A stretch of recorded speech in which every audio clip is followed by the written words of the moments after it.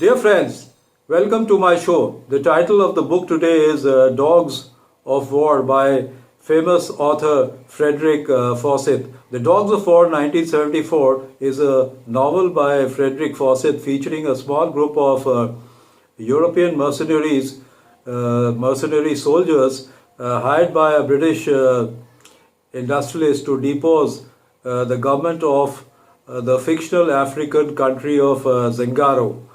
An eponymous film was also released in 1980 based on the novel directed by John Irwin. The movie was filmed in Belize in Central America. The story details a geologist's mineral discovery followed by preparations for the attack that entails soldier recruitment, training, reconnaissance, and logistics of the coup d'etat, buying weapons, transport, payment. Like most of Fawcett's work, the novel is more about the protagonist's art of espionage than their characters. The mercenary protagonists are professional killers, ruthless, violent men, heroic only in the loosest sense of the word. Thus, they are anti-heroes in a way. Initially introduced as simply killers, as the novel progresses, they are gradually shown to adhere to a relatively moral mercenary code. However, as the mercenary leader, Shannon, who happens to be the main character here, tries to explain, at one point it is difficult for civilians to understand this. Friends, I have divided the narration into three parts. So the part one is the Crystal Mountain in the year 1970. The prologue shows Cat, also known as Cat Shannon, and his fellow mercenaries leaving a West African war. They have lost, saying their goodbyes to the general. Now this general is very important. This general will come towards the end of this narration. So Shannon and his fellow mercenaries leave a West African war they have lost, saying their goodbye to the general who employed them for 6 months. A few weeks later, a prospector employed by a British-based company, Manson Consolidated, sends mineral samples acquired from the Crystal Mountain in the remote hinterland of the African Republic of Zingaro to headquarters. Now, when these samples are analyzed, ruthless British mining tycoon Sir James Manson realizes that there is a huge platinum deposit in Zingaro. The president of Zingaro, Jean Kimba, is a Marxist, homicidal, insane, and under Soviet influence. So any public announcement of the findings would benefit only the Russians. Confiding only in his top assistants, security chief Simon and Dean, financial expert Martin Thorpe, and Manson himself, they plan to depose Kimba and install a puppet leader who, for a pittance, will sign over Zingaro's mining rights to a shell company secretly owned by Manson. When Manson Consolidated eventually acquires the shell company for a fair market price, Sir James Manson and his aides will pocket about 60 million pounds. On the recommendation of a freelance writer, Endine hires Anglo-Irish mercenary soldier Cat Shannon to reconnoiter Zingaro and to investigate how Kimba might be deposed.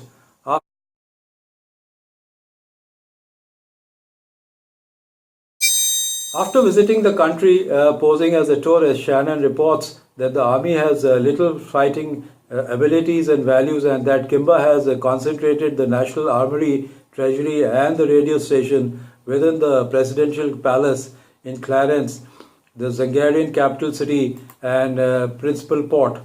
If the palace is stormed and Kimba killed, there will be no opposition to any new regime. Because there is no organized dissident faction in Zangaro, the attacking force will have to be assembled outside the country and land near Clarence to launch the attack.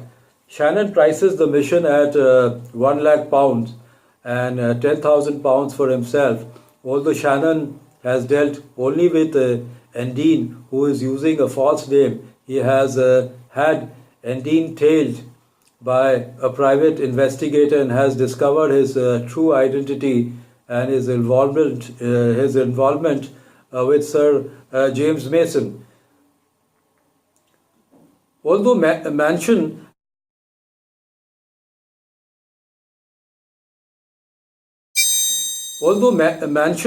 has taken steps to silence the few people aware of the Crystal Mountain platinum deposit, the chemist who analyzed the sample has inadvertently revealed his findings to the Soviets, who assign a KGB guard to Kimba while they prepare to send in their own geological survey team. Mansion learns from a foreign office bureaucrat that the Soviets have got wind of the deposit. He commissions Shannon to organize and mount the coup to take place on the eve of Zangaro's Independence Day, 100 days hence, although he does not tell Shannon of the Soviet involvement.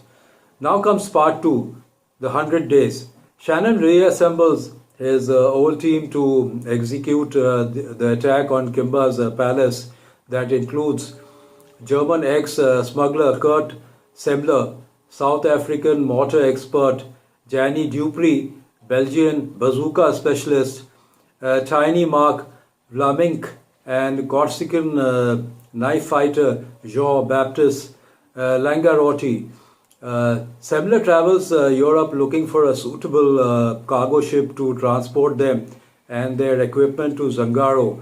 Dupree remains in London to buy all their uniforms, boots, haversacks and sleeping bags. Langarotti travels to Marseille to acquire inflatable boats for the amphibious assault. Now Vla-minck accompanies Shannon to Belgium to obtain 100 Schmeisser submachine guns from a former member of the SS, then remains in Belgium to prepare them to be smuggled out in oil drums. Shannon then travels to Luxembourg to establish a holding company to handle the purchase of the ship, to Spain to buy walkie-talkies, foghorns, flares and 4 lakh rounds of 9mm ammunition for Schmeissers with a forged end user certificate, and to Yugoslavia to buy bazookas, mortars and ammunition for them. Shannon also finds time for a brief sexual liaison with Julie Mansion, Sir Jane Manson's daughter, from whom he learns the bare essentials of Manson's true plans. Simultaneously, Charles Rock, one of Shannon's rival, tries to have Shannon killed since he is frustrated that Endine did not approach him for the contract despite the freelance writer recommending his name. Upon this, Langarotti tips Shannon off and they lure the assassin hired by Rocks into a trap, sending his severed head to Rocks to permanently silence him. Martin Thorpe has, in the meanwhile, secretly purchased the controlling share of Vla-minck Trading, a mining and plantation owning company which has long ceased trading from Lady McAllister, the ailing widow of the company's founder. His and Manson's involvement is concealed behind the names of several fictitious shareholders. Endine has simultaneously obtained the agreement of Colonel Antony Bobby, a former commander of the Zangarian army who fell out with Kimba and is now in exile, to participate in Mansion's scheme. Once installed as a president, the venal and illiterate Bobby will sign over the mineral rights of the Crystal Mountain to Vla-minck Trading for a nominal price, but a large bribe for himself. The mercenaries get underway after Semler acquires a nondescript cargo ship, Toscana, for the operation. Hidden in oil drums, the chemizers are smuggled across the Belgian border into France and loaded aboard the Toscana at Marseilles, along with uniforms and inflatable boats marked supposedly for water sports in Morocco. They then sail to Ploss in Yugoslavia to load the mortars and rocket launchers purchased legitimately from an arms dealer, without telling the Yugoslavian authorities that they already have arms aboard. These weapons are then concealed below the deck, and the ship sails to Castilian in Spain to collect ammunition supposedly sold to the Iraqi police force. The ship then travels to Freetown in Sierra Leone to pick up 6 African mercenaries disguised as casual stevedores who will also participate in the attack, and Dr. Okoya, an African academic.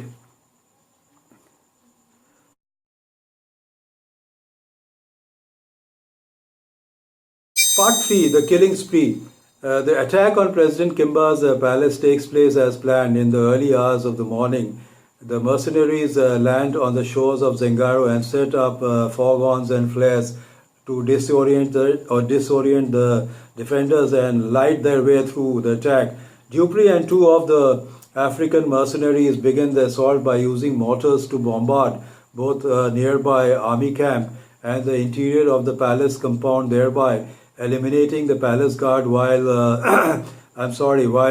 Vla-minck destroys the compound gates with anti-tank rockets. As the bombardment ceases, Semler, Shannon, Langarotti and the other African mercenaries storm the place, with Semler shooting Kimba as he tries to escape through his bedroom window. Kimba's KGB bodyguard escapes the fight and shoots Vla-minck in the chest, but Vla-minck retaliates, killing him with his last bazooka rocket as he dies. Following the bombardment, Dupree and his 2 African mercenaries attack the nearby army camp. A Zangarian soldier throws a grenade at them as he flees, and one of the African mercenaries throws it back, but it falls short, and Dupree, deafened by the gunfire and shelling, fails to hear the warning and is accidentally killed in the blast. Around midday, Andine arrives in Clarence to install Colonel Bobby as the new Zangarian president. He has his own bodyguard, a former East End gang enforcer. When Andine and Bobby arrive at the palace, Shannon lures Bobby into a room where a shot is heard.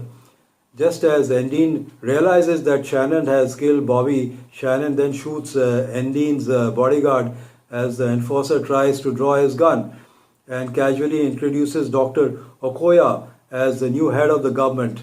At Shannon's request, the Soviet Geological Survey team's request to land in Zangaro is permanently refused. And now we come to the final, the aftermath.